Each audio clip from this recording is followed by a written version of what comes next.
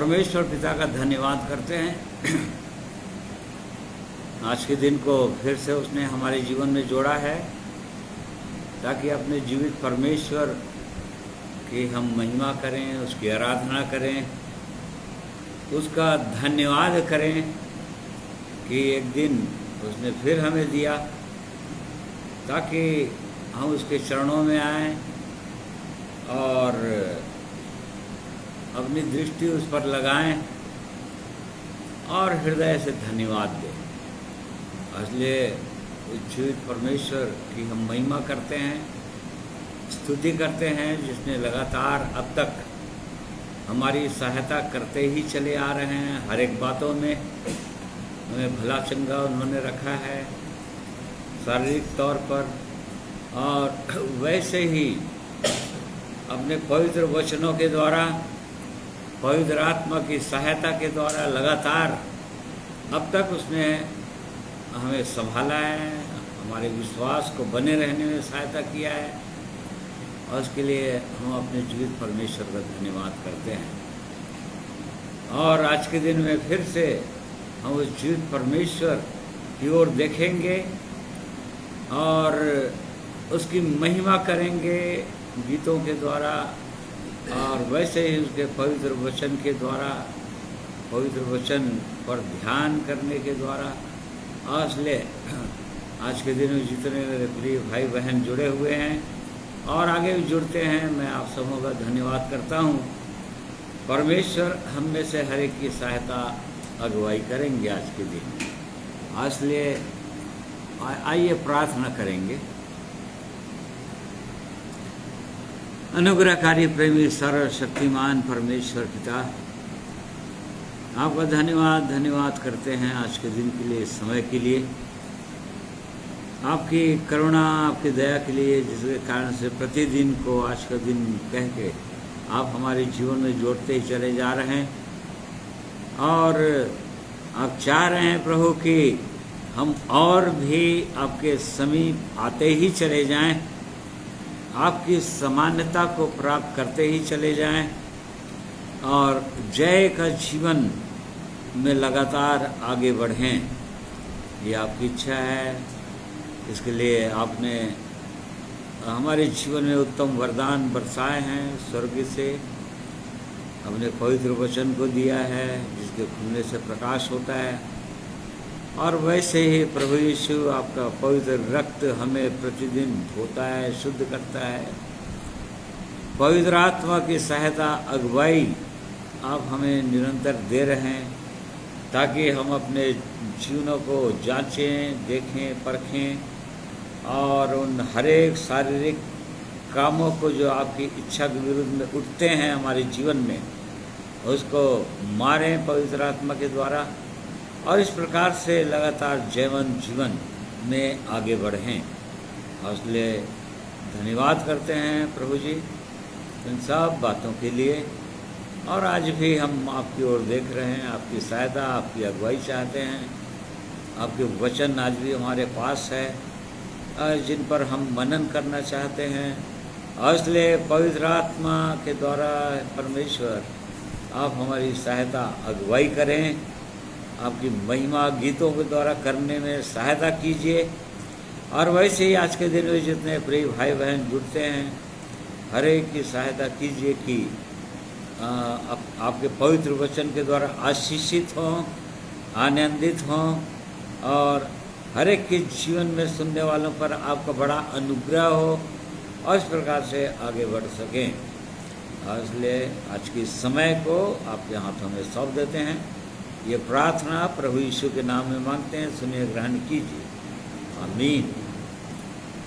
आइए परमेश्वर की महिमा में कुछ गीतों को सुनेंगे।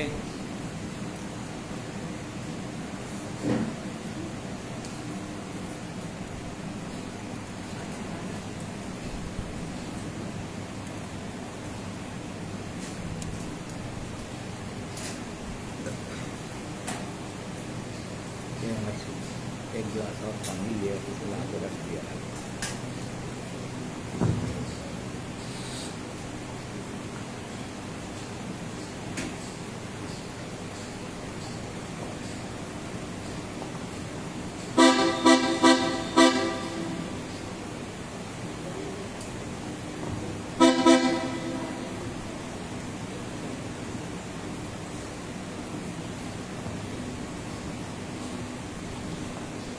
प्रभु की महिमा हो। आप सबों को प्रभु यीशु मसीह के नाम से सलाम कहता हूँ। जय मसीह जी सबको।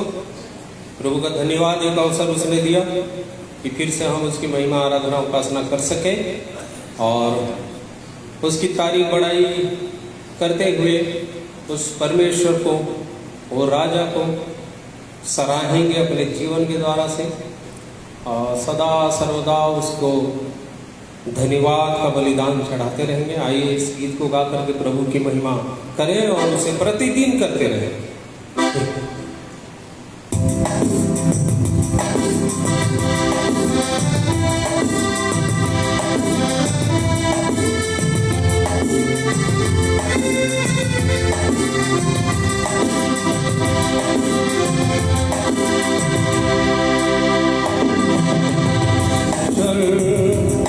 मेरे राजा मैं तुझको सराहूंगा, हे परमेश्वर मेरे राजा मैं तुझको सराहूंगा और तेरे नाम को सराहा सर्वदा धन्य कहता रहूंगा।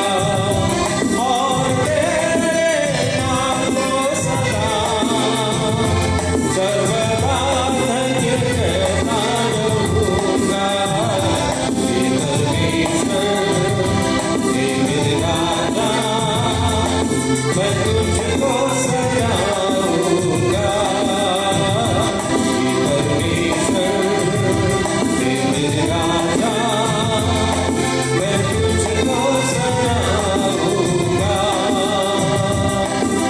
प्रतिदिन मैं तुझको धन्य कहा करूंगा, स्तुति सदा सर्वदा करता रहूंगा। प्रतिदिन मैं तुझको धन्य कहा करूंगा, स्तुति सदा सर्वदा करता रहूंगा। यहोवा महान है, अति स्तुति के योग्य है। यहोवा महान है, अति स्तुति के योग्य है। मेरे राजा मैं तुझको सराहूंगा, हे परमेश्वर मेरे राजा मैं तुझको सराहूंगा। तेरे पराक्रम के कामों की प्रशंसा पीढ़ी होता ही चला जाएगा। तेरे पराक्रम के कामों की प्रशंसा पीढ़ी होता ही चला जाएगा। लोग तेरे भयानक कामों की शक्ति की चर्चा करेंगे। लोग तेरे भयानक कामों की शक्ति की चर्चा करेंगे। हे परमेश्वर हे मेरे राजा मैं तुझको सराहूंगा, हे परमेश्वर हे मेरे राजा मैं तुझको सराहूंगा। यहोवा अनुग्रहकारी और दयालु, विनय से क्रोध करने वाला अति करुणामय। यहोवा अनुग्रहकारी और दयालु, विनय से क्रोध करने वाला अति करुणामय। सबों के लिए वो भला है, उसकी दया सारी सृष्टि पर है। सबों के लिए वो भला है, उसकी दया सारी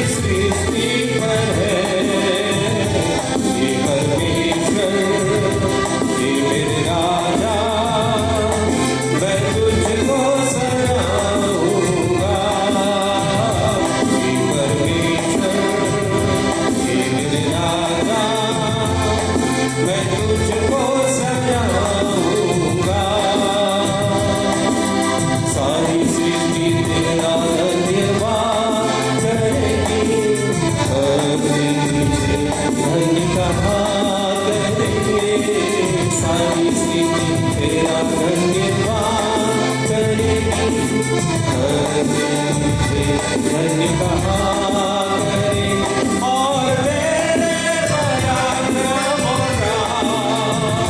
की महिमा की चर्चा करेंगे, और तेरे पराक्रमों की महिमा की चर्चा करेंगे। हे परमेश्वर, हे मेरे राजा, मैं तुझको सलाहूंगा।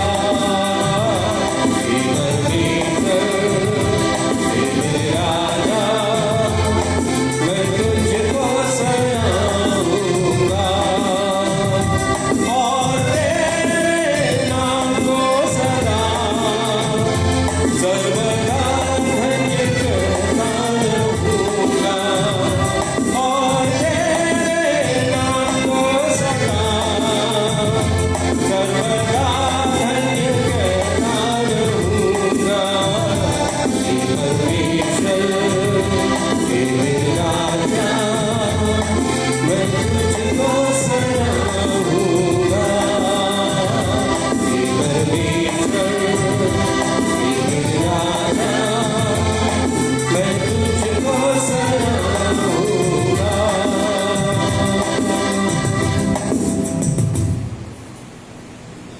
अति करुणामय सर्वसामर्थी परमेश्वर पिता, उसके पराक्रम के कामों की हम जितनी भी प्रशंसा करें बहुत कम है। और वो परमेश्वर जब प्रभु यीशु मसीह में होकर के देह धारण करके आए, उसके बाद भी हमने देखा कि उनके पराक्रम के काम उनके द्वारा से सदा इस पृथ्वी पर होता रहा। धन्यवाद करते हैं। और उन्होंने प्रभु यीशु मसीह एक बात पे बहुत बल दिया और उसे सहायक के रूप में हम सबके लिए भेजा गया। और जब हम आराधना और उपासना उसके जीवन में हम अपने करते हैं, उसकी आराधना और उपासना, तो उस सहायक की आवश्यकता हमें अवश्य होती है। और इसलिए धन्यवाद करते हैं परमेश्वर पिता का। पवित्र आत्मा जब तक हमारी सहायता न करे तो हम उसकी आराधना उपासना कर सकते हैं सच्चाई से, और न कोई इसकी गवाही दे सकता है। इसलिए आइए हम पवित्र आत्मा की भी महिमा करें। पवित्र आत्मा मुझे ले जाओ यीशु के चरणों में। इस गीत को गाकर के प्रभु की महिमा करें।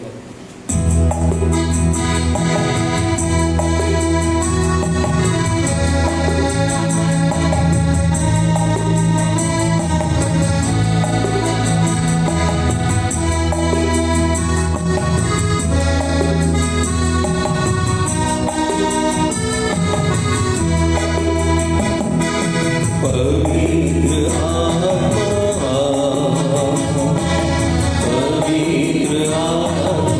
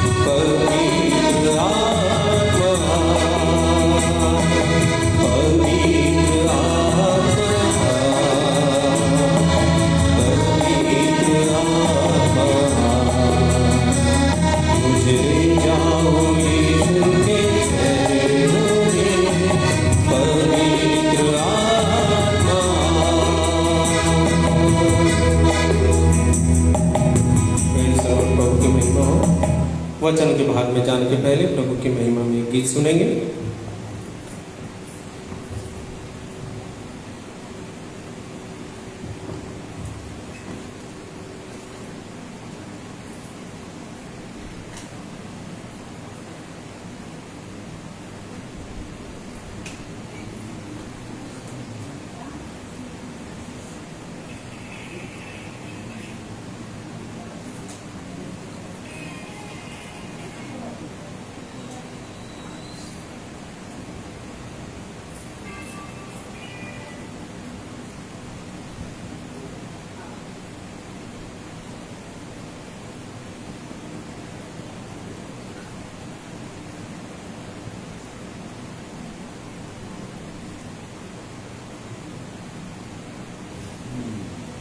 सबको जय मसीह की।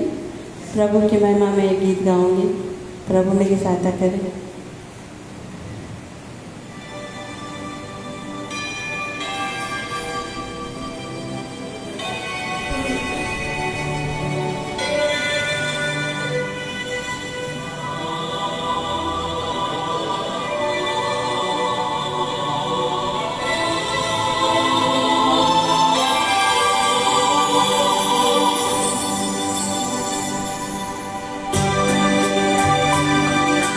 हाँ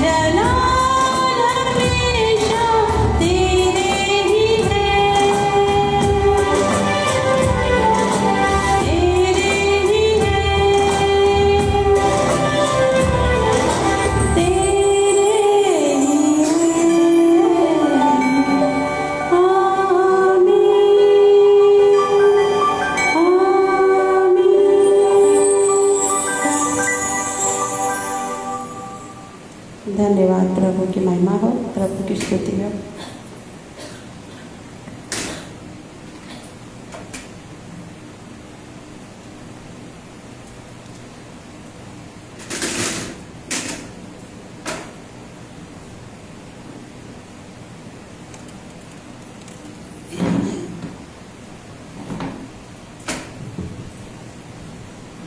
परमेश्वर पिता का धन्यवाद देता हूँ मैं भी प्रभु यीशु मसीह में होकर। परमेश्वर ने आज के दिन को दिखाया, मैं परमेश्वर पिता का धन्यवाद देता हूँ। सचमुच में वो महान परमेश्वर है और सारी स्तुति और सारी महिमा के योग्य परमेश्वर है। सब कुछ परमेश्वर का है, सब कुछ उसी के द्वारा है और सब कुछ परमेश्वर का है।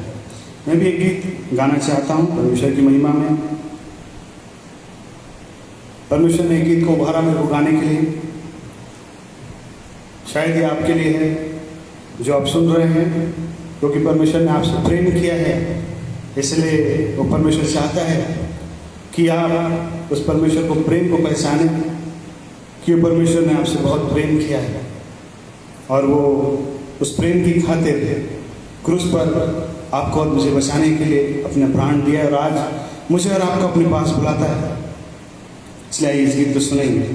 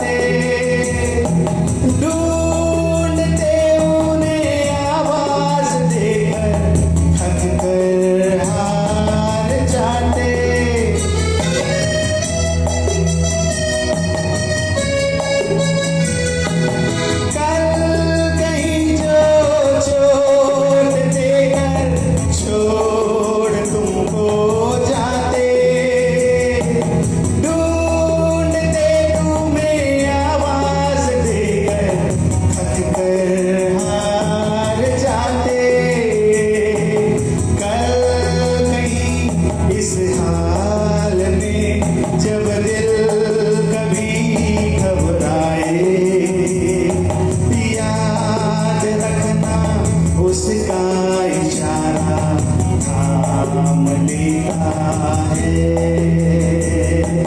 दूर कहीं इन राहों में हो जाओ जो तुम अकेले, याद रखना कोई हर पल साथ चलता है।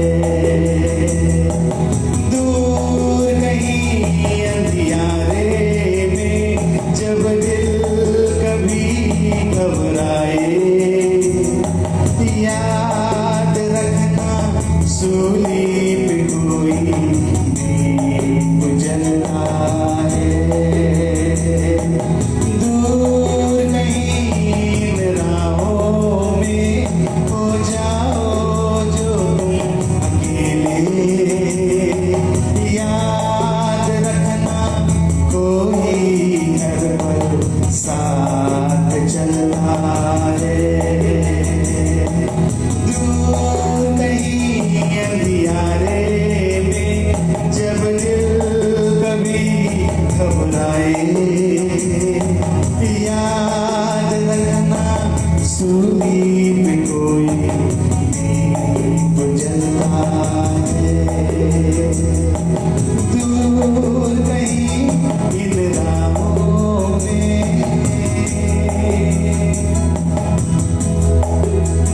परमेश्वर पिता का धन्यवाद करता हूँ इस गीत के लिए। मेरे भाई मेरी बहन आप जो भी हैं, परमेश्वर आपसे बहुत प्रेम करते हैं और ये चाहते हैं कि आप परमेश्वर के उस प्रेम को पहचानें। परमेश्वर ने आपसे इतना प्रेम किया है कि उसने सिर्फ आपको और मुझे बचाने के लिए अपने आप को क्रूस पर से बलिदान किया है। उसका बहता लहू आज भी उपलब्ध है क्रूस पर, और वो लहू आपको आज मुझे बुलाता है अपने करीब। परमेश्वर आपको आपके नाम से बुला रहे हैं, आपको उसकी आवाज सुनने की आवश्यकता है। प्रभु यीशु आपसे प्रेम करते हैं। मेरे बहन मेरे भाई आप जो भी हैं, परमेश्वर आपको बुलाता है और परमेश्वर आपसे प्रेम करता है। परमेश्वर आपको आशीष दे।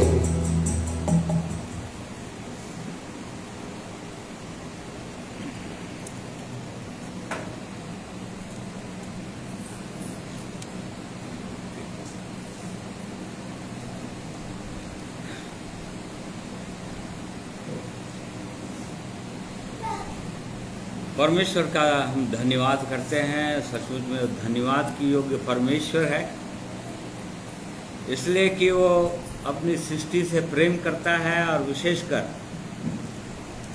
मनुष्यों से, क्योंकि विशेष रीति से मनुष्यों को बनाया है उसने, और उनमें भी जो लोग परमेश्वर से प्रेम करते हैं उनसे और भी अधिक प्रेम करता है वो, और उसकी दृष्टि लगातार अपने लोगों की ओर लगी रहती है।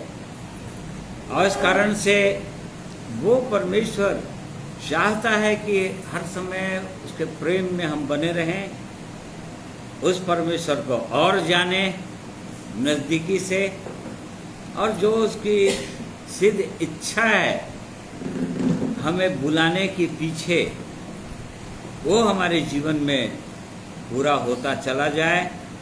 यही परमेश्वर की सिद्ध इच्छा और मनसा है। आज के दिन के लिए हम एक वचन को मनन करेंगे जो पाया जाता है पहला कुरिन्थियों की पहली पत्री, उसका 16वां अध्याय, उसका 13 और 14 पद।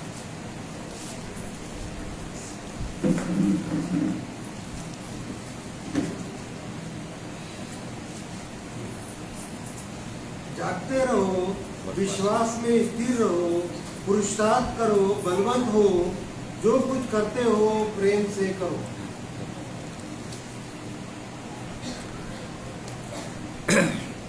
तो यहाँ पर लिखा है कि अंतिम आदेश, ये अंतिम आदेश है, उसके बाद अभिवादन। तो यहाँ पौलुस प्रेरित के द्वारा परमेश्वर का आत्मा या स्वयं परमेश्वर अपने लोगों को आदेश दे रहा है, या ये आदेश मतलब आज्ञा है, आज्ञा दे रहा है। और आज्ञा इसलिए दे रहा है कि उसके लोग आगे बढ़ें या जयवंत जीवन जिएं, उस परमेश्वर की यही इच्छा है कि उसके लोग हमेशा जय के उत्सव में चलें, जयवंत जीवन जिएं, क्योंकि ये उसकी इच्छा है।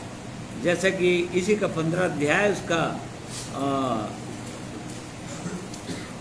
57 पद को जस्ट देखते हैं हम लोग।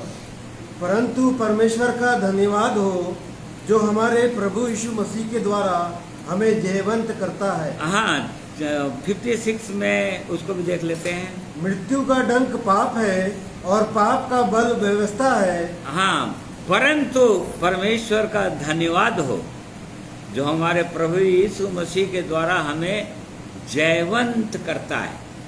मतलब ये आखिरी में ये कुरिन्थियों की कलीसिया को पौलुस प्रेरित का पत्र है और ये बताना चाहता है कि पाप तो मृत्यु उत्पन्न करता है, पाप का डंक जिनके जीवन में आ गया है और वो लोग तो हमेशा के लिए मृत्यु में जा रहे हैं, परंतु परमेश्वर का धन्यवाद हो, मतलब जिनके जीवन में परमेश्वर का बड़ा अनुग्रह हुआ है, परमेश्वर की बुलाहट को उन्होंने सुना है और उस जीवित परमेश्वर के पास आ गए हैं, अपने प्रभु यीशु के पास, अपने स्वामी के पास आ गए हैं।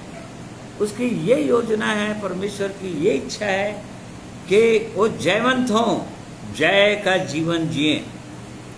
और यहाँ पर जो हम देख रहे हैं 13 और 14 पद के अंदर, ये समझ जाओ ये जयवंत जीने का ये सूत्र है या फार्मूला है कि कैसे एक विश्वासी जयवंत जीवन जी सकता है, अर्थात पाप से निकलकर।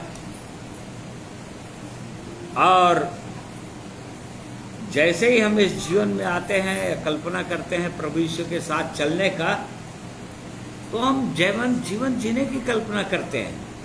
हर विश्वासी कि इस जीवन में प्रभु यीशु के साथ चलना मतलब पवित्र जीवन जीना या जय का जीवन जीना या पापों से अलग होकर जीवन जीना, ये हर विश्वासी चाहता है। और ये परमेश्वर की इच्छा भी है कि वो उसकी जो इच्छा है उसको पूरा भी करता है कि एक विश्वासी जयवंत जीवन जिए, क्योंकि यही उसकी इच्छा है। और इस कारण से हम परमेश्वर के वचन में कई जगह हम ऐसा पाते हैं कि वो जयवंत करता है हमको।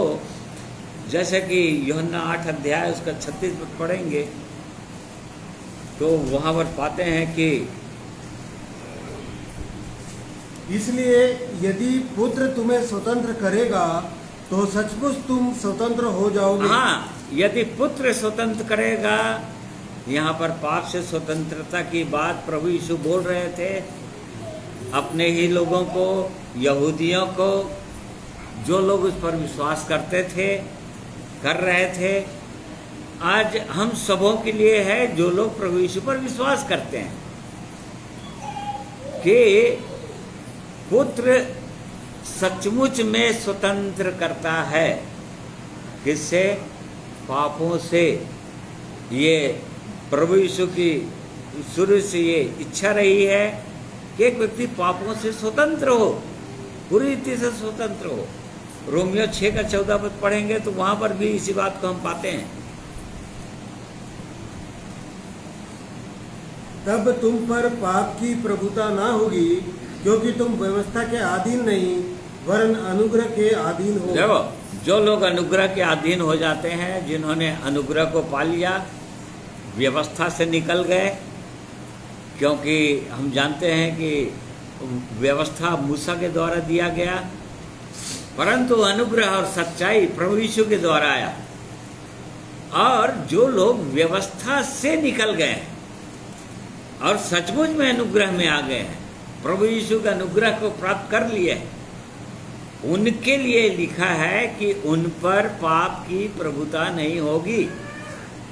यदि अर्थात पाप का जीवन वो लोग जीते नहीं रहेंगे। क्यों? क्योंकि अब व्यवस्था के अधीन नहीं है, अनुग्रह के अधीन है। प्रभु यीशु के पास आ गए हैं, क्योंकि अनुग्रह को लेकर प्रभु यीशु आए, और उस कारण से अब पाप की प्रभुता नहीं होनी चाहिए। और यदि पाप की प्रभुता अभी भी लगातार यदि हो रहा है, तो विश्वासियों को जांचना चाहिए, प्रभु के लोगों को जांचना चाहिए कि कहीं अभी भी व्यवस्था के अधीन तो नहीं है, अनुग्रह पाए हैं कि नहीं पाए हैं, या प्रतिदिन उस अनुग्रह को पा रहे हैं कि नहीं पा रहे हैं प्रभु यीशु मसीह के द्वारा। क्योंकि जो व्यक्ति बार बार प्रतिदिन उस अनुग्रह की आवश्यकता होगी जय का जीवन जीने के लिए, तो यहाँ पर जयवंत जीने का फार्मूला है। पौलुस प्रेरित इस बात को रोमियो 8 इसी का 8 अध्याय उसका 37 पद भी पढ़ेंगे तो वहाँ पर भी इसी बात को हम पाते हैं। परंतु इन सब बातों में हम उसके द्वारा जिसने हमसे प्रेम किया है जयवंत से भी बढ़कर है। देखो यहाँ पर जय की बात चल रही है, बार बार जयवंत जीवन की बात बोल रहा है पौलुस, यहाँ पर भी बोल रहा है। इसलिए मसीह के द्वारा, चूंकि हम मसीह के साथ चल रहे हैं, मसीह का अनुग्रह हमारे जीवन में है, अब व्यवस्था की प्रभुता हमारे जीवन में नहीं है, पाप की प्रभुता जीवन में नहीं है, और इस कारण से हमारा मसीह जो जयवंत से भी बढ़कर हुआ, वो जय पा लिया उसने, और इसी कारण से उसके लोग भी मसीह में जय पाएंगे ही, ये उसकी योजना है। इसी कारण से दूसरा कुछ 2:14 पढ़ेंगे तो इस बात को हम पाते हैं। परंतु परमेश्वर का धन्यवाद हो जो मसीह में सदा हमको जय के उत्सव में लिए फिरता है और अपने ज्ञान की सुगंध हमारे द्वारा हर जगह फैलाता है। मसीह में वो धन्यवाद दे रहे हैं, धन्यवाद का विषय होता है। तो यहाँ पर पौलुस जय का जीवन जी रहा था, इसलिए धन्यवाद दे सकता था। यदि आज हमारे जीवन में जयवंत जीवन है तो हम भी धन्यवाद दे सकते हैं, हम भी परमेश्वर का धन्यवाद कर सकते हैं। धन्यवाद हो परमेश्वर का जो हमें या व्यक्तिगत रीति से मुझे या कलीसिया के रूप में हम सबको जय के उत्सव में लिए फिरता है। जयवंत जीवन में हम आगे बढ़ते जा रहे हैं, और वो उसकी सिद्ध इच्छा मनसा यही है उस जीवित परमेश्वर की कि उसके लोग हमेशा जयवंत जिए। और इसी कारण से यहाँ पर कैसे जिएंगे? क्यों? क्योंकि जैसे ही सात्विक जीवन में एक व्यक्ति प्रवेश करता है, उद्धार का जीवन जैसे ही पाता है, इस बात को हम सबों को पता है कि हम आत्मिक युद्ध में प्रवेश करते हैं या आत्मिक युद्ध में आ जाते हैं। जैसा कि इफिसियों की पत्री 6 अध्याय उसका 12 पद में पढ़ते हैं हम,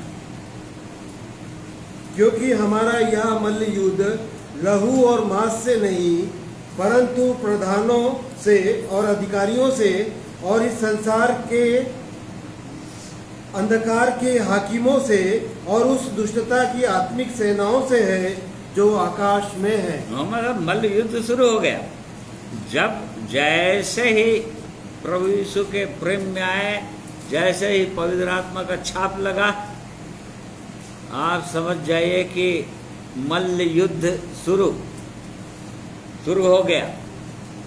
शैतान की शक्तियों से, हम मांस और लहू से नहीं, अर्थात शरीर से नहीं, मतलब किसी व्यक्ति से नहीं। कोई व्यक्ति हमारा कोई शत्रु नहीं होना चाहिए, एक भी हमारा शत्रु कोई भी नहीं होना चाहिए, कोई मनुष्य नहीं होना चाहिए। क्यों? क्योंकि नहीं है।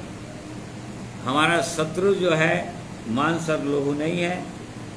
इस बात को केवल प्रभु यीशु के लोग ही समझ सकते हैं, दूसरे लोग नहीं समझ सकते इसको। जिनके जीवन में प्रभु यीशु का अनुग्रह नहीं हुआ है वो लोग समझ ही नहीं सकते।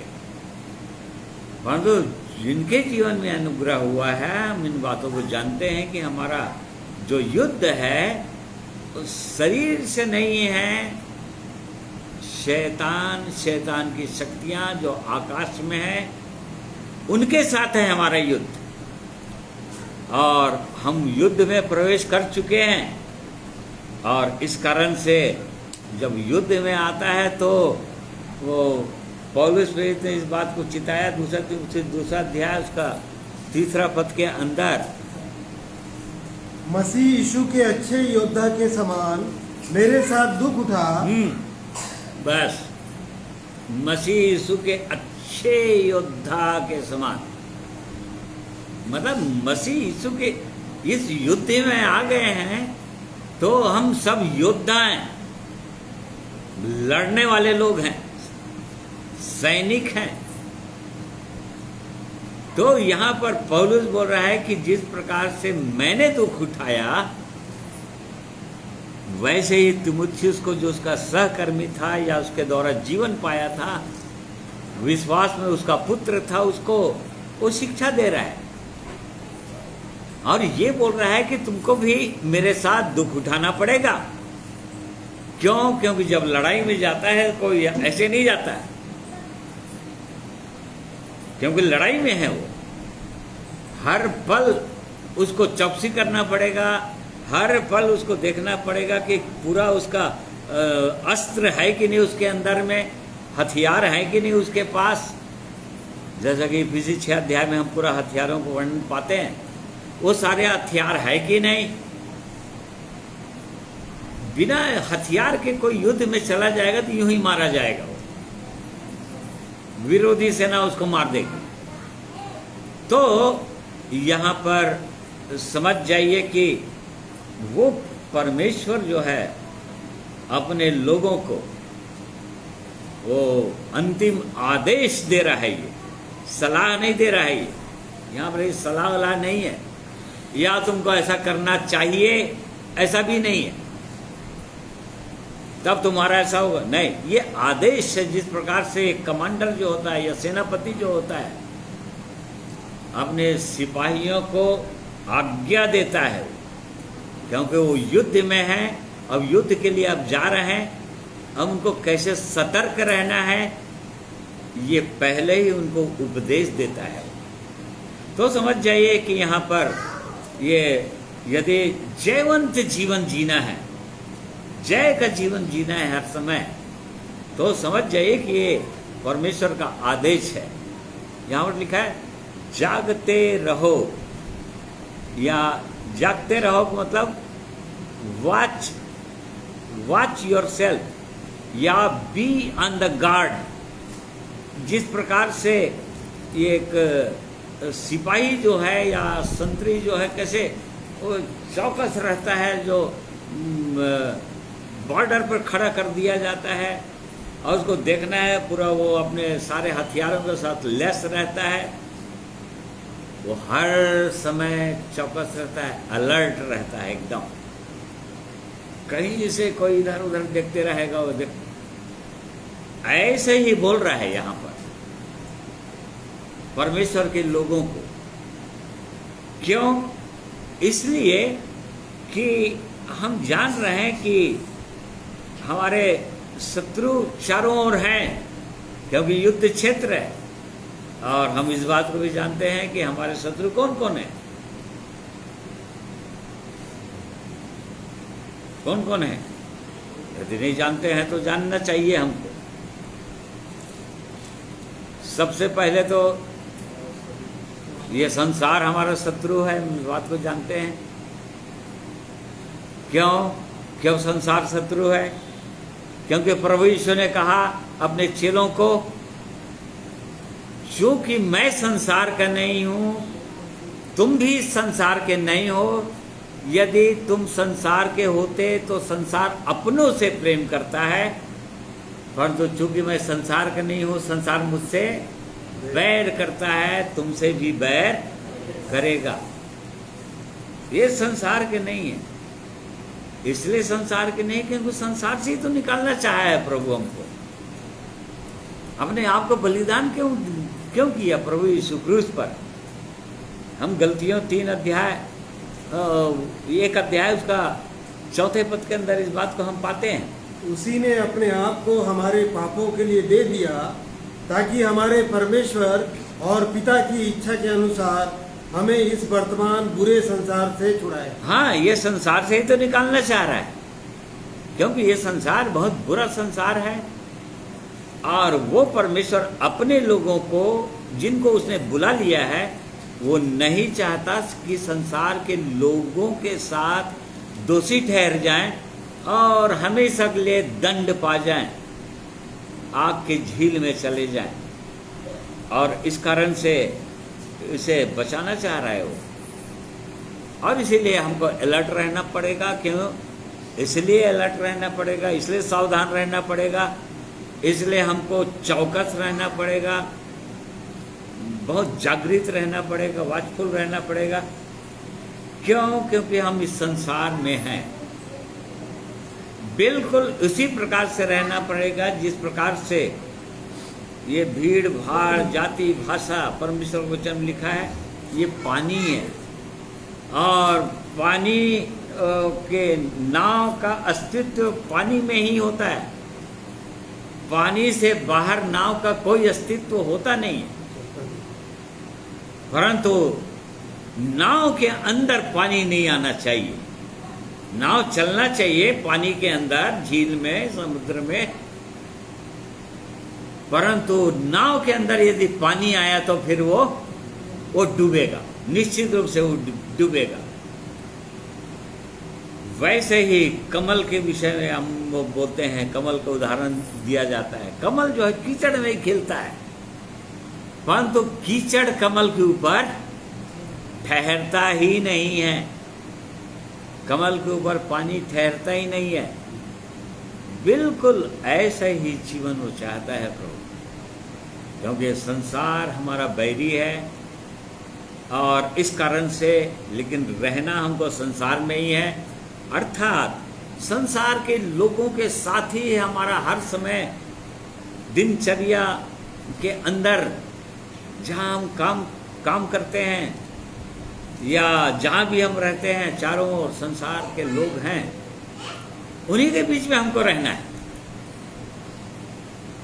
जैसे पौलुस ने फिलिपियों के पत्र में कहा, टेढ़े और हठीलों के बीच में, टेढ़े और हठीले लोगों के ही बीच में हमको रहना है, परंतु उनका जीवन हमारे अंदर आना नहीं चाहिए, ये मतलब है।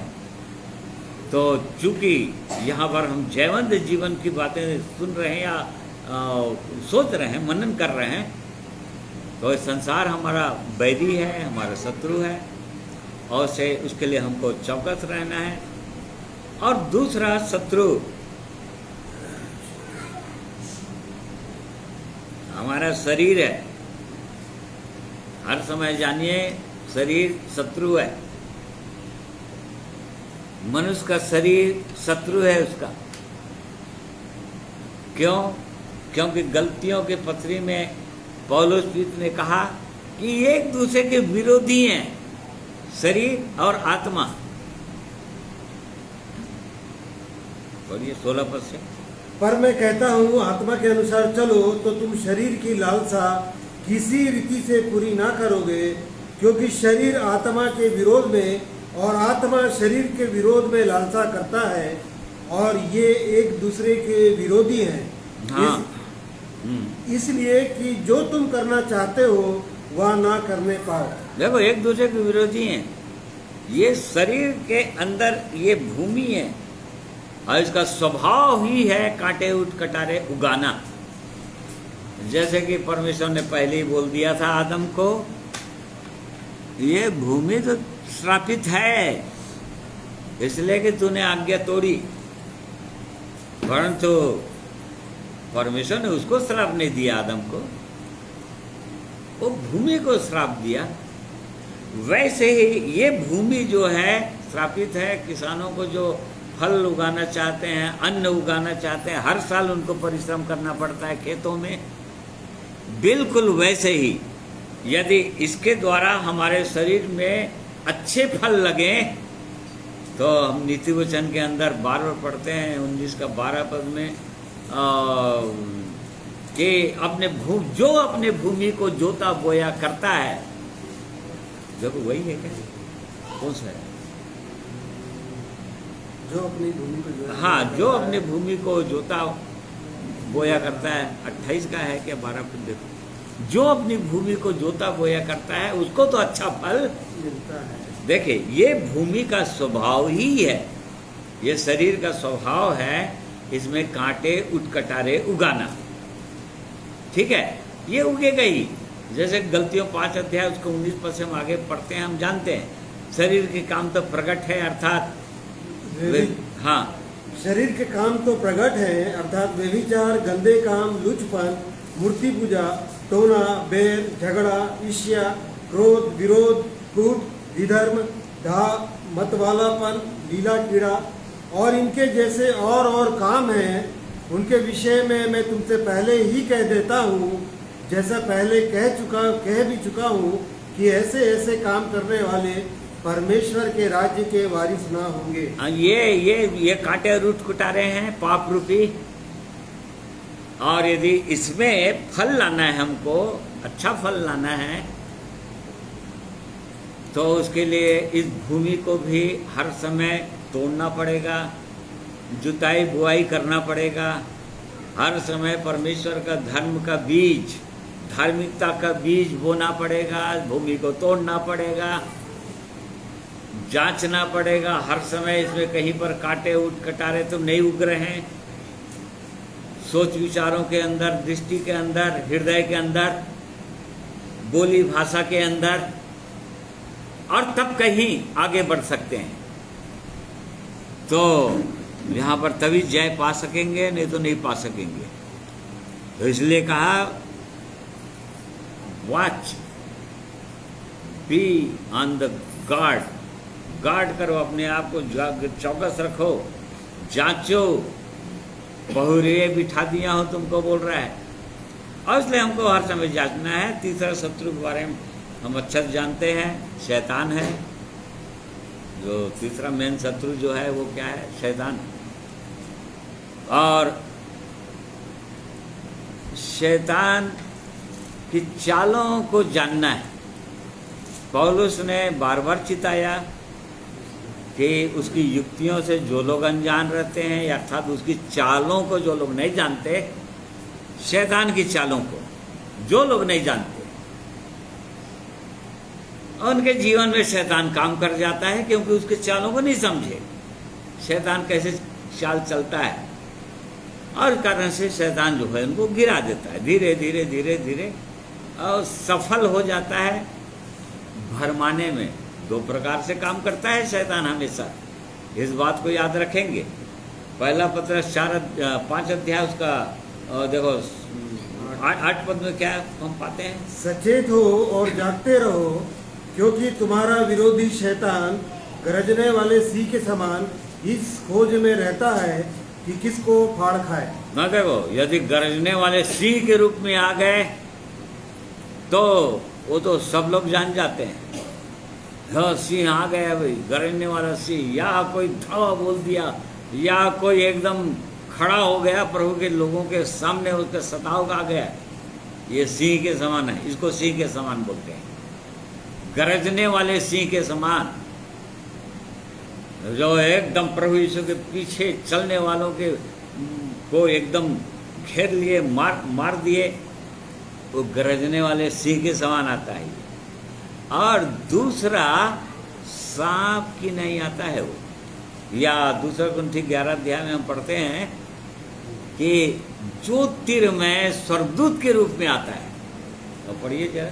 यह कुछ अचंभे की बात नहीं, क्योंकि शैतान आप ही ज्योतिर्मय स्वर्गदूत का रूप धारण करता है। देखो, कोई अचंभे की बात नहीं, ज्योतिर्मय स्वर्गदूत का रूप धारण कर लेता है, और इस कारण से ही तो भरमा देता है लोगों को। बहुतों का भरमा के रखा हुआ है सारा संसार में, किनको? जो लोग प्रभु यीशु पर विश्वास करते हैं उनको आज भरमा कर रखा हुआ है। क्योंकि यदि सिंह के समान अभी नहीं आ रहा है वो, वो कभी कभी सिंह के समान किसी के जीवन में आ जाता है,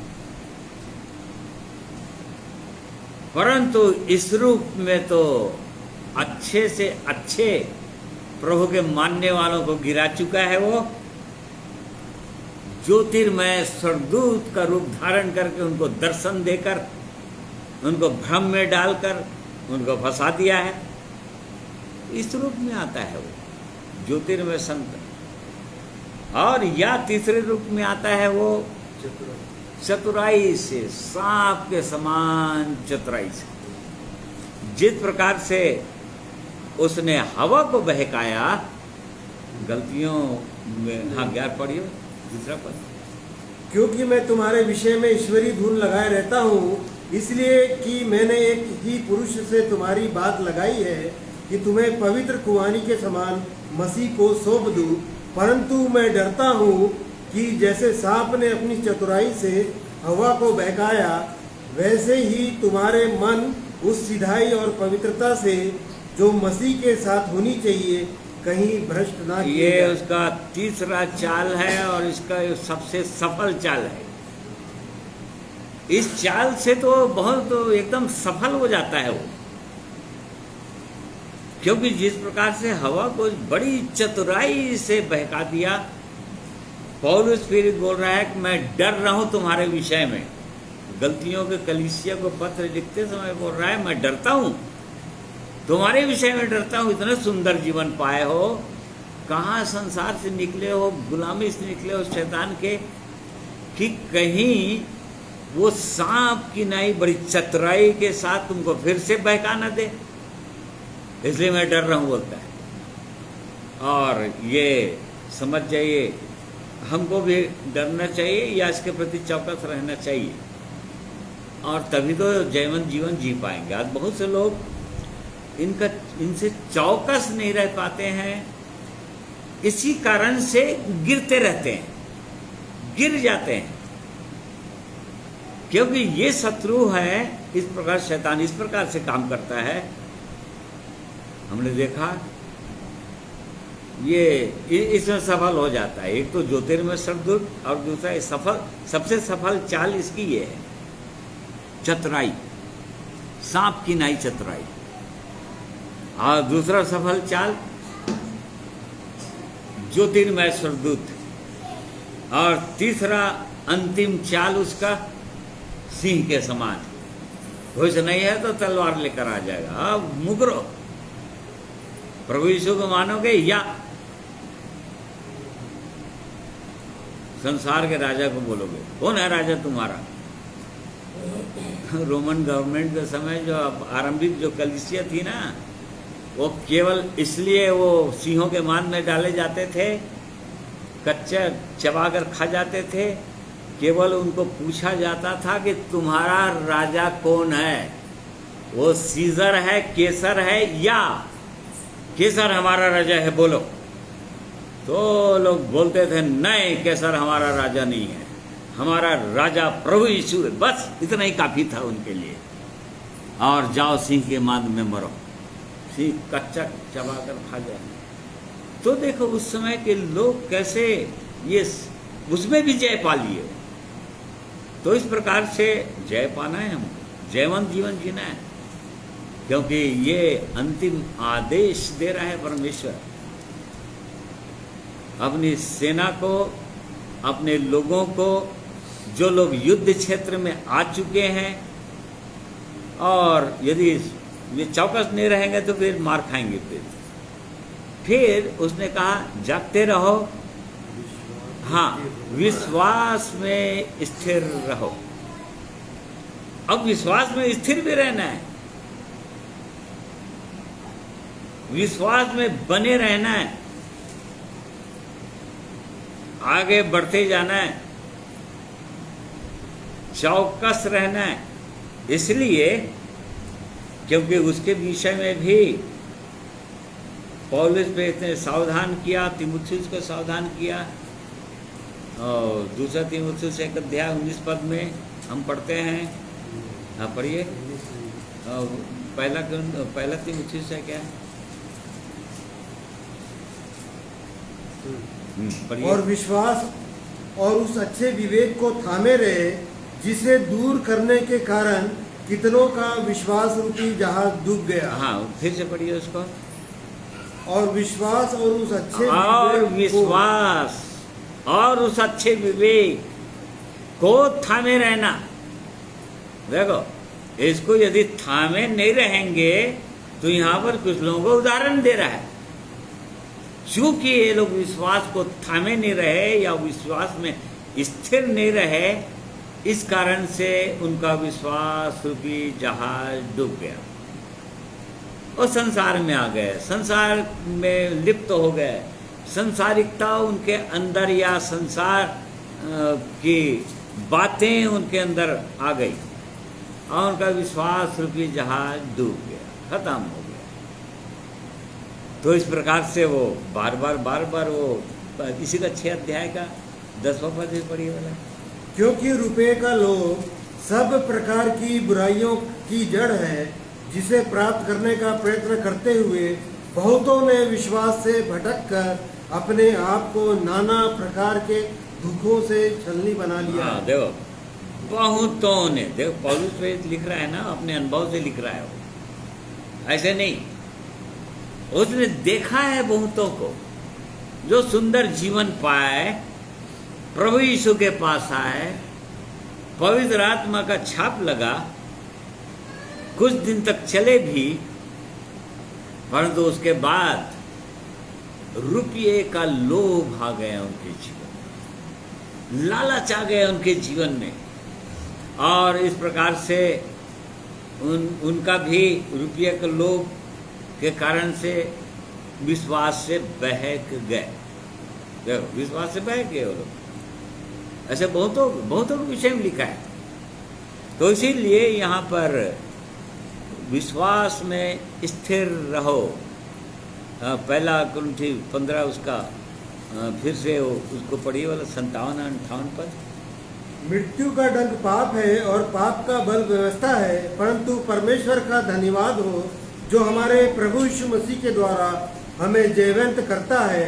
इसलिए हे मेरे भाइयों, दृढ़ और अटल रहो और प्रभु के काम में सर्वदा बढ़ते जाओ, क्योंकि यह जानते हो कि तुम्हारा परिश्रम प्रभु में व्यर्थ नहीं है। माँ देखो, विश्वास में दृढ़ रहो, अटल रहो, और प्रभु के काम जो कर रहे हो उसको आगे करते ही जाओ, क्योंकि यहाँ पर आश्वासन है कि तुम्हारा परिश्रम व्यर्थ नहीं जाएगा। अर्थात जो दुख उठा रहे हो यो यूं ही बेकार नहीं जाने वाला, उसका इनाम मिलने वाला है स्वर्ग में। परमेश्वर के पास है, प्रतिफल है उसका। और इसीलिए विश्वास में हर समय स्थिर रहना है। और उसके बाद 13 पद फिर पढ़िए, ये पहला कुरिन्थी। जागते रहो, विश्वास में स्थिर रहो, पुरुषार्थ करो। हाँ, पुरुषार्थ करो। पुरुषार्थ करो मतलब बिहेव लाइक ए मैन, या बी ब्रेव मतलब साहस करो। पुरुषार्थ करो मतलब साहसी बनो, या बिहेव लाइक ए मैन मतलब तुम बालक नहीं हो, बालक बने मत रहो, परंतु एक मैच्योर मनुष्य या सिद्ध इस आत्मिक जीवन में आगे बढ़ो। ये कहने का मतलब यहाँ पर पुरुषार्थ करो मतलब आगे जीवन में बढ़ो। Behave like a man. जैसे पहला कुरिन्थी 13 अध्याय उसका 11 पद में पौलुस प्रेरित अपने विषय में बता रहे थे। जब मैं बालक था तो मैं बालकों के समान बोलता था, बालकों का सा मन था, बालकों की सी समझ थी। ये देखो, परंतु जब सियाना हो गया तो बालकों की बातें छोड़ दी। हाँ देखो, ये इसको बोल रहा है पुरुषार्थ करो मतलब वो भी अपना अनुभव बता रहा है। जब मैं बालक था तो बालकों के समान बोलता था, बालकों की सी समझ थी, परंतु जब सियाना हो गया मतलब बढ़ गया, आत्मिक जीवन में बढ़ गया, और तब बालकों की बातें छोड़ दी। बालकों की बातें छोड़ दी मतलब बालकों के विषय में पहला कुरिन्थी 3 अध्याय, हाँ पहला कुरिन्थी 3 अध्याय और उसका 3 पद पढ़िए। क्योंकि अब तक शारीरिक हो, इसलिए कि जब तुम में डाह और झगड़ा है तो क्या तुम शारीरिक नहीं? देखो ये बालकों का स्वभाव होता है। जब तुम बालक हो, दूध पीते हो, मतलब झगड़े और लड़ाइयाँ हैं, बालकों की समान बातें हैं, क्योंकि बालकों की सी समझ है, मतलब परमेश्वर की समझ, ज्ञान, बुद्धि वो आया नहीं है। कहाँ पर क्या बोलना चाहिए, कहाँ पर क्या नहीं बोलना चाहिए, ये समझ आया ही नहीं, समझ आया ही नहीं। क्यों? क्योंकि बालक है। और बालक लोग आगे चलकर दंड भोगते हैं, लिखा है, दंड पा जाएंगे, बौने हो जाएंगे। बहुत से लोगों के विषय में इब्रानी में लिखा हुआ है 5 अध्याय में। उसका कारण क्यों बालक रहते हैं, उसका कारण 11 पद से पढ़ो। इसके विषय में हमें बहुत सी बातें कहनी है जिनका समझाना भी कठिन है, इसलिए कि तुम ऊंचा सुनने लगे हो। समय के विचार से तो तुम्हें गुरु हो जाना चाहिए। हाँ देखो, परंतु अभी तो भी यह आवश्यक हो गया है कि कोई तुम्हें परमेश्वर के वचनों की आदि शिक्षा फिर से सिखाए। तुम तो ऐसे हो गए हो कि तुम्हें अन्न के बदले अब तक दूध ही चाहिए। हाँ बस, मतलब दूध चाहिए। पहला कुरिन्थी में उसने बताया पौलुस ने कि मैं तो तुमको अन्न खिलाना चाह रहा था, परंतु तुम अभी भी दूध ही पी रहे। कुरिन्थियों की कलीसिया बोल रहे, क्यों बोल रहे थे? उनके अंदर घमंड था। ओ छोटी छोटी थोड़ा सा क्या वरदान मिल गया था, वो घमंड से फूल गए थे। वो लोग घमंड में आ गए थे, कुछ बातों को जान गए थे, थोड़ा वचन जान गए थे परमेश्वर का, उनके अंदर घमंड आ गया था, परंतु जयवंत जीवन नहीं पाए थे। अर्थात आपस में झगड़ा लड़ाई कर रहे थे, आपस में उनके बीच में मन मुटाव था, डिवीजन था। कोई पौलुस, कोई हम पौलुस के हैं बोलते थे, कई लोग बोलते थे हम अपोल्लोस के हैं बोलते थे, कई लोग बोलते थे हम तो पतरस के अनुयायी हैं, कई लोग बोलते थे कि हम मसीह के हैं। देखो, इसको बालकपन बोलते हैं, पुरुषार्थ नहीं। वो जीवन में सयाना नहीं हुए, आगे बढ़े नहीं है। इसमें भी 3 स्तर होता है, बालकपन, सयाना। सयाना मतलब जवान, हम पहले यूहन्ना 2 अध्याय के अंदर पाते हैं। बालकपन, सयाना, और उसके बाद पुरनिया। पुरनिया मतलब पिता, एल्डर, या एल्डर जो पिता, फादर, इंग्लिश में लिखा है फादर। तो ये 3 स्तर है बालकी भी आत्मिक जीवन में, और इसलिए हम सबको जांचना चाहिए कि मेरी क्या स्तर है, कि अभी भी बालक तो नहीं हूं कहीं। क्या इस बाढ़ हुई पुरुषार्थ तभी तो कर सकता है एक व्यक्ति। मैच्योर हो गया, परिपक्व हो गया, परिपक्वता के अनुसार बातचीत कर रहे हैं आप, वहां तक बाढ़ हुई कि नहीं हुई। तो इसमें यह लिखा है पुरुषार्थ करो। फिर उसके बाद अपन जल्दी जा रहे हैं, बलवंत हो। हाँ, बलवंत बनो, बलवंत हो जाओ। क्यों? इसलिए कि तुम्हारा मल युद्ध मांस और लोहू से नहीं है। यदि बल धारण नहीं किए, यदि परमेश्वर के सामर्थ्य को अपने जीवन में नहीं पाए, तो या परमेश्वर की समझ नहीं है। यदि परमेश्वर की सामर्थ्य नहीं रहता है ना एक मनुष्य के अंदर, तभी मनुष्य जो है अपनी सामर्थ्य का उपयोग करता है या अपनी समझ का उपयोग करता है, अपने अपने अनुसार चलता है या अपने समझ के अनुसार वचन को समझ लेता है, अपने समझ के अनुसार कोई डिसीजन लेना है या कोई निर्णय लेना है तो अपने समझ के अनुसार निर्णय ले लेता है इस आत्मिक जीवन में। क्योंकि बाढ़ नहीं है, बलवान नहीं बना है। यहाँ पर हम पढ़ रहे हैं कि ये बलवंत बनना है, बल धारण करना है, अपने ऊपर भरोसा नहीं करना है। बार बार बार बार हम परमेश्वर के वचन में इन बातों को पाते हैं अलग अलग जगह में। वो अलग विषय है कि कैसे बल हमको धारण करना है, कैसे बल हमको मिलेगा, ये अलग विषय है, अलग अलग वचन है सबके लिए, उतना अपने पास समय नहीं है।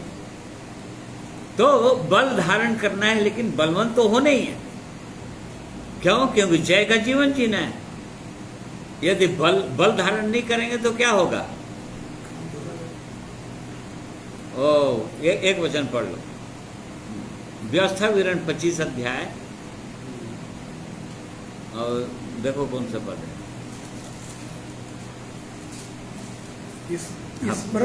बता, 17 पद में लिखा है, व्यवस्था विवरण 25 अध्याय, उसका 17 पद पढ़ रहे हैं भाई। स्मरण रख कि जब तू मिस्र से निकलकर आ रहा था, तब अमालोक ने तुझसे मार्ग में क्या किया, क्योंकि उनको परमेश्वर का भय न था। इस कारण उसने जब तू मार्ग में थका मांदा था, तब तुझ पर चढ़ाई करके जितने निर्बल होने के कारण सबसे पीछे थे, उन सबों को मारा। हाँ देखो, ये परमेश्वर के लोगों के शत्रु लोग थे, अमालेक। और मार्ग में जब ये चल रहे थे परमेश्वर के लोग, इस्राएली लोग, और जब कनान की ओर बढ़ते चले जा रहे थे, तो उनके पीछे बीच बीच में उनके शत्रु जिस नगर से उनको पार होना था, वहाँ के शत्रु लोग थे जो उनका पीछा करते थे। और यहाँ पर हम पा रहे हैं कि निर्बल होने के कारण से पीछे हो गए। और जब पीछे हो गए तो क्या करते हैं? सिंह लोग भी ऐसे करते हैं, जंगली जानवर लोग देखते हैं झुंड में, जो भेड़ों का झुंड है या और कोई जानवरों के झुंड में, जो सबसे निर्बल पशु कौन है ये देखते हैं वो लोग, और इसलिए भगाते रहते हैं, दौड़ाते हैं, चौकन्ना। तो जो निर्बल होता है पीछे हट जाता है, और किसी तरह से बहकाने में या झुंड से हटाने में लोग सफल हो जाते हैं, और उसको फिर दबोच लेते हैं और खा लेते हैं। तो यहाँ पर निर्बल होने के कारण जो लोग निर्बल थे उनको उन्होंने क्या कर लिया? उनको मार डाला। इसी कारण से परमेश्वर का वचन में हम पढ़ रहे हैं, ये जयवंत जीवन की बातें हम देख रहे हैं। जय पाना है, हमको आगे बढ़ना है, पुरुषार्थ करना है, बलवंत होना है, और इसके लिए हमको पीछे नहीं होना है। हर समय हमको क्या होना है? आगे। और कैसे पीछे हो जाता है एक व्यक्ति, ये भी अलग विषय है। किन किन कारणों से पीछे हो जाता है? अब परमेश्वर के पवित्र वचन की ओर ध्यान नहीं देंगे, प्रार्थना में जीवन नहीं होगा, गवाही का जीवन नहीं होगा, अपने जीवन की चौकसी नहीं करेंगे, तो धीरे धीरे धीरे धीरे अमालेकी लोग आ जाएंगे और दूसरे शत्रु लोग आ जाएंगे, और झुंड से पीछे हो चुके हैं, इसलिए उनको पकड़ने में, मारने में आसानी हो जाता है, और फिर मार लेंगे। तो यहाँ पर हम देख रहे हैं कि बलवंत हो, जागते रहो, विश्वास में स्थिर रहो, पुरुषार्थ करो, बलवंत हो, बल धारण करो, क्योंकि बल धारण तो करना ही पड़ेगा, और बल धारण करने के लिए सारे हथियार तो होने ही चाहिए। क्योंकि एफिसियों को लिखते समय निदान, मतलब फाइनली, अंतिम में मुझको ये कहना है तुम लोगों को, उस कलीसिया को बोल रहा था पौलुस पे पत्र में, निदान प्रभु में और देखो बलवंत भी किस में होना है। हम कितना वचन जान गए, अब वचन जान गए हैं तो हमको प्रचार करने की जरूरत है या लोगों को बताना है, क्योंकि हम वचन में बल नहीं, बलवंत बनो निदान प्रभु में और उसकी शक्ति के प्रभाव में इस बात को बलवंत। हमेशा जानिएगा, उसकी शक्ति के प्रभाव में बलवंत बनना है। मतलब वो शक्ति देगा तब बलवंत बनना है, या जो भी काम हम करें वो हमको शक्ति दे रहा है कि नहीं। जैसे पतरस ने कहा, बोलो तो ऐसा बोलो मानो, और उस शक्ति से बोलो जो परमेश्वर देता है। देखो, उस शक्ति से करो काम जो परमेश्वर। 4:12 पद होगा शायद, पढ़ो ना। यदि कोई बोले तो ऐसा बोले मानो परमेश्वर का वचन है। यदि कोई सेवा करे तो उस शक्ति से करे जो परमेश्वर देता है, देखो, उस शक्ति से करे जिससे सब बातों में यीशु मसीह के द्वारा परमेश्वर की महिमा प्रकट हो। महिमा और साम्राज्य युगानुग उसी का और है। इसी कारण से प्रभु के लोगों को अपने ऊपर भरोसा नहीं करना है, अपने ऊपर घमंड करने का कोई कारण नहीं होगा। क्यों? क्योंकि यदि अपनी शक्ति से हम करेंगे तो एक तो काम होगा नहीं, और यदि कोई काम भी हो गया तो वो आगे टिकने वाला काम बिल्कुल नहीं रहेगा। क्यों? क्योंकि अपनी शक्ति से किए, अपनी हमने शक्ति पढ़ लिए, वचन पढ़ लिए, वचन जान गए ढेरों। जैसे आज बहुत से लोग परमेश्वर के वचन को बोलते रहते हैं, परंतु प्रभु में वो शक्ति उनके पास नहीं है। तो यहाँ पर इस बात को हमको जानना है कि बलवंत तो बनना ही है, परंतु किस में बनना है? प्रभु में और उसकी शक्ति के प्रभाव में बलवंत बनना है। मतलब प्रभु हमारे जीवन में होना चाहिए, और उसकी शक्ति अर्थात पवित्र आत्मा की सामर्थ्य हमारे जीवन में होना चाहिए, और तब परमेश्वर का वचन काम करेगा। और नहीं तो परमेश्वर का वचन काम करने वाला नहीं, वो सब घास फूस हो जाएगा, एक दिन आग में जल जाएंगे सब। वो सच्चा नेव नहीं रहेगा, वो सच्चा रद्दा नहीं ठहरेगा। तो यहाँ पर हम इस बात को देख रहे हैं, जीवंत जीवन जीने वाली बातें हैं ये। और इस कारण से 1 पद 14 पद को और पढ़ेंगे। जो कुछ करते हो प्रेम से करो। जो कुछ भी करते हो वो कैसे करो? प्रेम से करो। प्रेम से करो मतलब देखो, इंग्लिश बाइबल में और अच्छा उसको क्लियर करता है। Let all that you do be done with love. जो कुछ भी करते हो प्रेम में विवश होकर करो, प्रेम से भर कर करो। यदि कुछ भी कर रहे तो, यदि हम वचन ही बोल रहे हैं तो, यदि परमेश्वर का प्रेम हमारे अंदर नहीं है, और यदि हम वचन बोल रहे हैं तो यहाँ पर काम नहीं करेगा, उन्नति नहीं होगी कभी भी।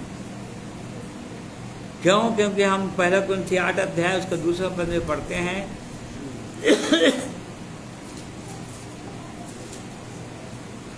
यदि कोई समझे कि मैं कुछ जानता हूँ तो जैसा जानना चाहिए वैसा अब तक नहीं जानता। हाँ, अब तक नहीं जानता। आगे, परंतु यदि कोई परमेश्वर से प्रेम रखता है तो परमेश्वर उसे पहचानता है। देखो, परमेश्वर उसे पहचानेगा। यदि कोई परमेश्वर से प्रेम रखता है तो उन्नति हमेशा प्रेम से होगी, इस बात को जानेंगे। कौन सा पद पढ़े उसको? हाँ, एक पद में ज्ञान घमंड उत्पन्न करता है, हाँ, देखिए। परंतु प्रेम से उन्नति देखो, होती है। ज्ञान जो है घमंड उत्पन्न करता है। यदि वचन का ज्ञान हो गया हमारे पास, बहुत वचन हम जानने लगे, या हम किसी के लिए प्रार्थना कर दिए तो हो गया, कोई चंगाई हो गया मान लो, या कोई दुष्ट आत्मा से ग्रसित कोई व्यक्ति है, हमने प्रार्थना की है प्रभु यीशु के नाम से, मान लो दुष्ट आत्मा भाग भी गया, तो यहाँ पर ज्ञान जो है हमेशा घमंड उत्पन्न कर देगा। और इसी घमंड ने आज बहुतों को अपने चपेट में ले लिया है। बड़े बड़े लोग गिर गए, बड़े बड़े लोग हम जानते हैं जो ज्ञान घमंड जैसे उत्पन्न किया, उस आत्मिक जीवन से स्तर से गिर गए नीचे आ गए, ऐसे बहुत लोगों को इस सेवा के दौरान जानता हूँ। तो इसी कारण से ज्ञान घमंड उत्पन्न करता है, परंतु उन्नति किससे होगी? प्रेम से उन्नति होगी, हमेशा प्रेम से उन्नति होगी। और इसीलिए पौलुस इस बात को लिख रहा है, जो कुछ भी करते हो प्रेम से करो, प्रेम के साथ। यदि प्रेम नहीं है, यदि प्रेम विवश नहीं कर रहा है, यदि परमेश्वर का प्रेम नहीं है, भीड़ को देखकर प्रभु जो है तरस से भर जाता था, लिखा है, या अपनी आंखों से देखकर उसने प्रेम किया, लिखा है। मतलब उसके अंदर प्रेम था। कैसा प्रेम कि मेरी भेड़ें भटकी हुई है, ऐसे भेड़ों के समान है जिनके कोई चरवाहा, मतलब वो प्रेम से चराता था। वो ऐसा नहीं कि मुझको यह सेवा मिला है और इसलिए मुझको करना है, या कहीं से मुझको सपोर्ट मिल रहा है, या इस काम को मुझको करना ही है, तनख्वाह मिल रहा है इसलिए मुझको करना है, आज जैसे कि बहुत सारे लोग करते हैं। नहीं, परमेश्वर का प्रेम एक व्यक्ति को विवश कर रहा है कि नहीं, प्रभु के पीछे चलने के लिए भी। जैसे दूसरे Corinthians 5:14 में हम पढ़ते हैं, तो मसीह का प्रेम हमको विवश करता है। क्या विवश कर देता है? प्रभु के लिए मरने के लिए विवश कर देता है, मसीह का प्रेम। और वैसे ही मसीह की सेवा करने के लिए भी मसीह का प्रेम विवश करना चाहिए। और निश्चित रूप से इसके लिए यदि प्रेम विवश करेगा तो क्या करना चाहिए, क्या होना चाहिए हमारे पास? तो परमेश्वर होना चाहिए, या परमेश्वर का प्रेम होना चाहिए। या परमेश्वर का प्रेम कैसे आता है हमारे अंदर? पवित्र आत्मा से भरे होना चाहिए। क्योंकि रोमियो 5:5 में हम इस बात को पाते हैं कि पवित्र आत्मा के द्वारा परमेश्वर अपने प्रेम को एक व्यक्ति के अंदर आशा से, हाँ पढ़िए। और आशा से लज्जा नहीं होती, क्योंकि पवित्र आत्मा जो हमें दिया गया है उसके द्वारा परमेश्वर का प्रेम हमारे मन में डाला गया है। हाँ, इसलिए पवित्र आत्मा से भरने की आवश्यकता है। पवित्र आत्मा का फल ही है प्रेम। और यदि प्रेम नहीं है, यदि हम विश्वास कर रहे हैं तो व्यर्थ है। यदि प्रेम नहीं है, यदि हम सेवा कर रहे हैं, जैसे पहला कुरिन्थियों को पौलुस ने पत्र लिखा ना, यदि प्रेम नहीं है, अब बड़ी बड़ी सेवा कर रहे हैं, दान भी दे रहे हैं, आपने शरीर को भी दुख दे डाले, तो वहां पर क्या पाते हैं हम? कुछ नहीं, तो कुछ भी लाभ नहीं। प्रेम हमारे जीवन को रेगुलेट करना चाहिए, एक मनुष्य को प्रोत्साहित करते जाना चाहिए। प्रेम विवश करना चाहिए प्रभु के पीछे चलने के लिए, प्रभु की सेवा करने के लिए। जो कुछ भी हम करते हैं, मसीह का प्रेम विवश करना चाहिए। इसलिए लिखा है, जो कुछ करते हो प्रेम से करो। यदि प्रेम नहीं है तो सब जो तो कोई काम का नहीं है, सब कुछ बेकार हो जाएगा, मिट जाएगा। यदि प्रेम नहीं रहेगा तो मिट जाएगा, खत्म हो जाएगा। ये तो उसने कहा, यदि बोलियां बोलें और निर्भाषा बोलें और प्रेम न रखें तो कुछ काम का नहीं। ठनठनाती हुई पीतल झंझनाती हुई झांझ। यदि विश्वास भी करें और इतना बड़ा विश्वास हो जाए कि पहाड़ों को भी हटा दें, और यदि प्रेम से नहीं हुआ वो काम, तो मैं कुछ भी नहीं, कोई लाभ होने वाला नहीं उससे। इसीलिए परमेश्वर को वचन में इस बात को पा रहे हैं, जो कुछ भी करते हो प्रेम से करो। यदि प्रेम विवश नहीं कर रहा है किसी भी काम में, मसीह यीशु का प्रेम में होकर यदि नहीं कर रहे हैं, तो सब कुछ व्यर्थ हो जाएगा।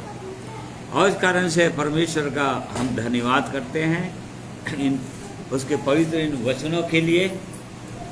वो प्रभु हमको चाहता है कि जय के जीवन में आगे बढ़ाए, और यदि जयवंत जीवन जीना है तो इन बिंदुओं पर, इन वचनों पर हमको ध्यान देने की आवश्यकता है, और इन वचनों के अनुसार हमको जांचने की आवश्यकता है कि हमको इस आत्मिक जीवन में क्या चीज चला रहा है।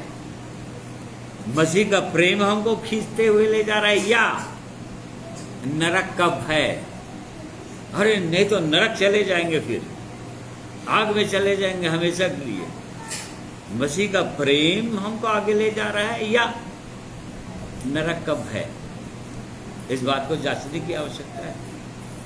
मसीह का प्रेम, जो उसने मुझसे प्रेम किया है, मेरे लिए अपना प्राण दिया है क्रूस पर, उसने मुझ पापी को बचाने के लिए बलिदान किया है अपने आप को, और इस कारण से उसका प्रेम मुझको खींचता चला जाएगा, चाहे कुछ भी हो जाए।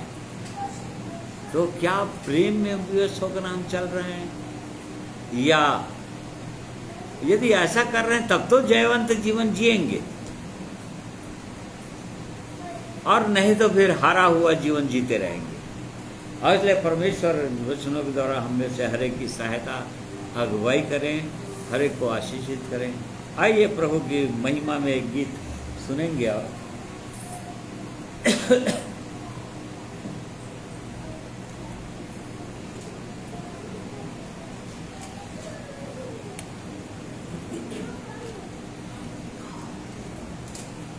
परमेश्वर का प्रेम। Hello hello hello. परमेश्वर का प्रेम हमको मिला प्रभु यीशु मसीह में होकर के, और हमने पाया उसने, परमेश्वर ने अति सुंदर सृष्टि बनाई, और उस सुंदरता को शैतान ने बिगाड़ा। जैसे अभी हम पढ़ रहे थे, सुन रहे थे वचन से, बहुत सारे वचनों को देखा हमने। उस सृष्टि को बिगाड़ा, और यहाँ तक कि सबसे सुंदर सृष्टि जो मनुष्य है, उसको भी बिगाड़ दिया। और परमेश्वर उसको ठीक करने के लिए प्रभु यीशु मसीह को भेजा, और सारा चीज अंधकार हो गया।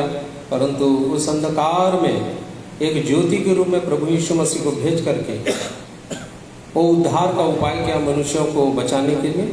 और प्रभु यीशु ने अपने प्राण को दे करके हम सबको बचाया, सब लोगों को बचाया जो कोई उस पर विश्वास करते हैं।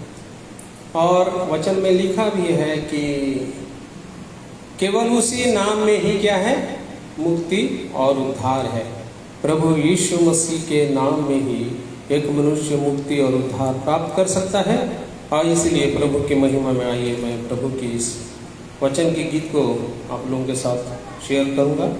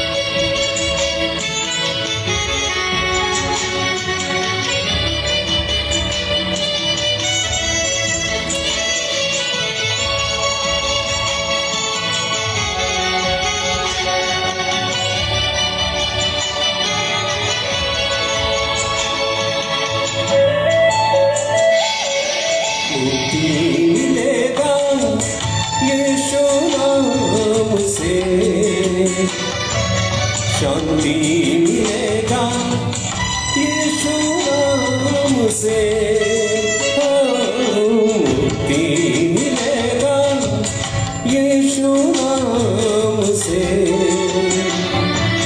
शांति मिलेगा, यीशु नाम से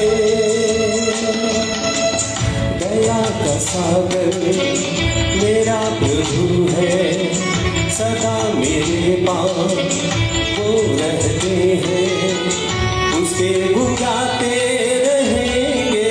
हो मुक्ति मिलेगा यीशु नाम से, शांति मिलेगा यीशु नाम से, हो मुक्ति मिलेगा यीशु नाम से, शांति मिलेगा यीशु नाम से।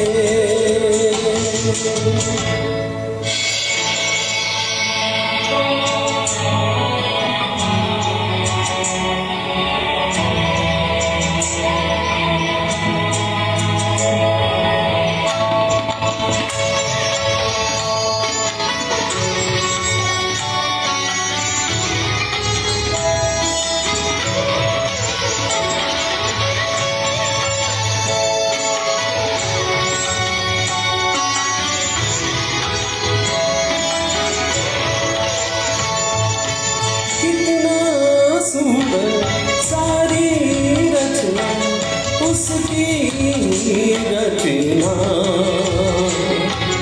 कितना सुंदर उनका काम, यीशु है महान। सर्वो जाति सर्वो लोग पाते हैं उनकी करुणा,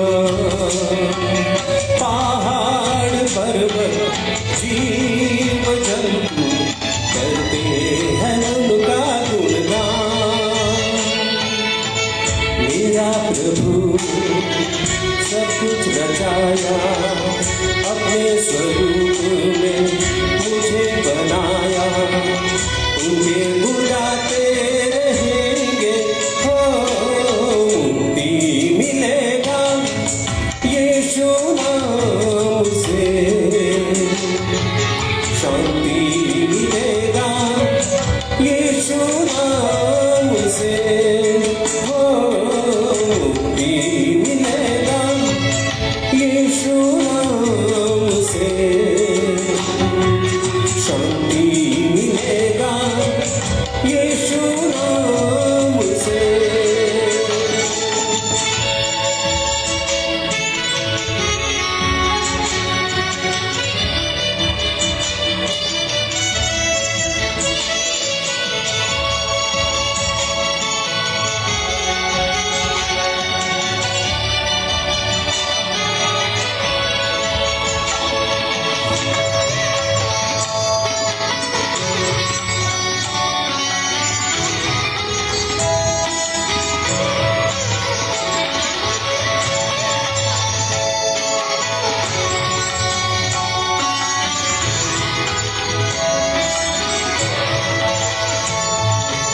अंधकार में ज्योति जलाया, आकाश में तारे चमकाया,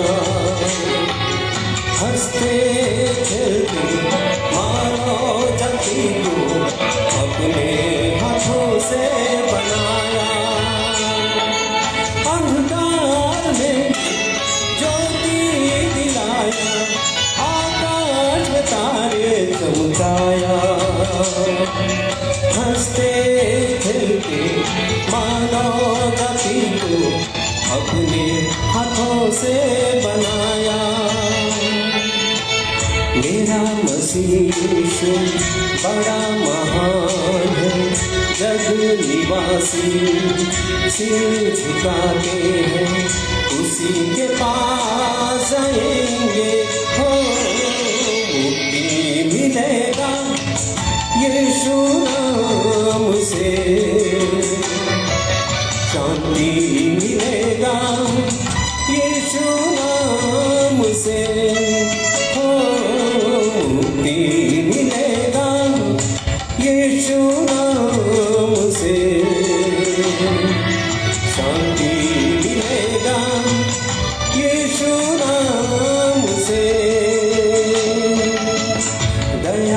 सागर मेरा प्रभु है, सदा मेरे पास वो रहते हैं, उसके बुलाते रहेंगे।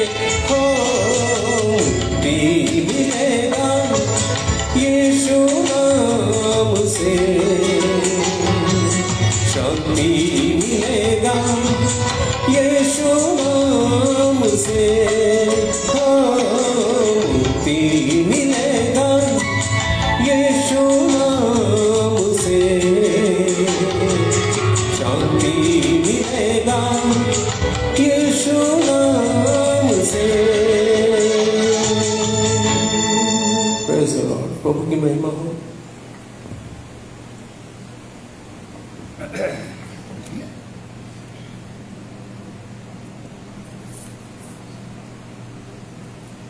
हम परमेश्वर का धन्यवाद करते हैं कि उसने हमको अपनी महिमा के लिए बनाया है, महिमा के लिए बुलाया है, और सचमुच में उसने हमारे जीवन में ऐसा अद्भुत कार्य किए हैं और उसकी स्तुति हमारे मुंह में डाले हैं, जिसके कारण से हम उसकी स्तुति कर सकते हैं। और इसलिए उस जीवित परमेश्वर का धन्यवाद करते हैं।